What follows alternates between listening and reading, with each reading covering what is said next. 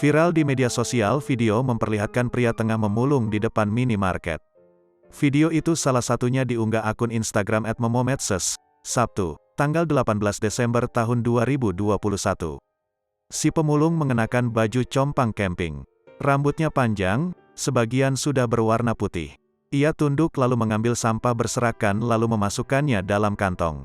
Pada video selanjutnya, terlihat pria itu berada di minimarket untuk berbelanja.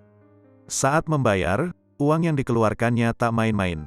Segepok uang pecahan Rp100.000 dicampur dengan uang pecahan Rp2.000 beberapa lembar. Ia lalu memberikan beberapa lembar uang Rp2.000 saat membayar.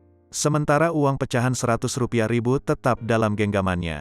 Warganet pun menyebutkan bahwa meski hanya seorang pemulung namun si pria mempunyai banyak uang. Apalagi dengan gaya sederhana yang ditampilkannya.